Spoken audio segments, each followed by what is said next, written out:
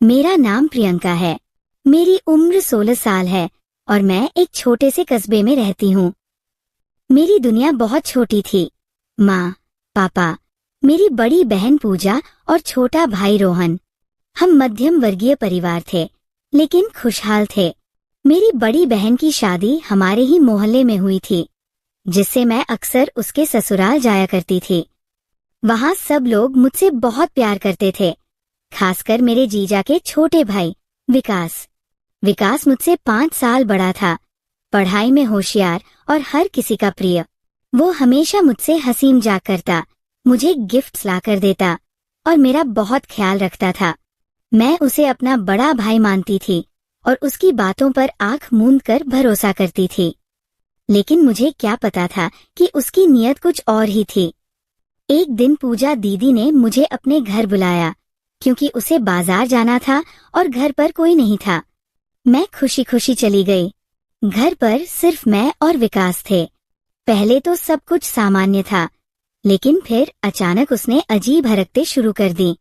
उसने मेरी पीठ पर हाथ फेरा और कहा, तुम बड़ी हो गई हो प्रियंका, बहुत सुंदर दिखती हो। मुझे ये सुनकर अजीब लगा, लेकिन मैंने इसे नजरअंदाज कर दिया। फिर उसने धीरे धीरे मेरे करीब आकर मुझे अपनी बाहों में भर लिया। मैं सहम गई। भैया, प्लीज मुझे जाने दो, मैंने कांपते हुए कहा। उसने मेरी बात अनसुनी कर दी और मुझे जबरदस्ती बिस्तर पे लिटाकर मेरी इज्जत को तार तार कर दिया। मैं पूरी तरह से सुन्न हो गई। कुछ समझ नहीं आ रहा था कि ये क्या हो रहा है और मैं इसका विरोध कैसे करूं। उस रात मेरी मासूमियत, मेरा भरोसा, सब कुछ टूट गया। उस रात मैं सो नहीं पाई।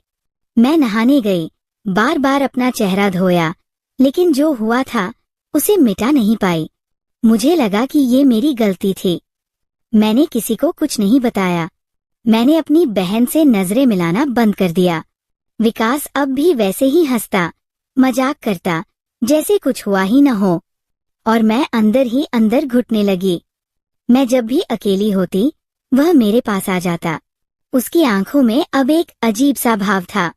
मैंने कई बार उसे नजरअंदाज करने की कोशिश की, लेकिन वो हर बार किसी न किसी बहाने से मुझे पकड़ने की कोशिश करता। मैं अब पहले जैसी नहीं रही। पहले जहां मैं हंसती थी, अब मैं चुप रहने लगी थी। पहले जहां मैं अपनी बहन के घर जाने के लिए उत्साहित रहती थी, अब मैं कोई न कोई बहाना बनाकर वहां जाने से बचती थी। एक दिन जब विकास ने फिर से मेरा हाथ पकड़ने की कोशिश की, तो मैंने अपनी पूरी ताकत जुटाकर उसका हाथ झटक दिया और कहा, अगर तुमने मुझे फिर से छूने की कोशिश की तो मैं सबको बता दूंगी। उसका चेहरा उतर गया। शायद उसे उम्मीद नहीं थी कि मैं विरोध करूंगी, लेकिन मुझे पता था कि सिर्फ धमकाने से कुछ नहीं होगा। मुझे इसके खिलाफ आवाज उठानी होगी। उस रात मैंने अपनी माँ को सब कुछ बता दिया। पहले तो वो सन्न रह गई, लेकिन फिर उन्होंने मुझे गले से लगा लिया। तूने पहले क्यों नहीं बताया बेटा? मुझे डर था। माँ, लोग क्या कहेंगे? माँ की आंखों में आंसू थे, लेकिन वे कमजोरी के नहीं, हिम्मत के थे। उन्होंने मुझे भरोसा दिलाया कि अब मैं अकेली नहीं हूँ। अगले ही दिन माँ ने मेरी बहन और पापा को सब कुछ बता दिया। मेरी बहन टूट गई, लेकिन उसने मेरा साथ दिया।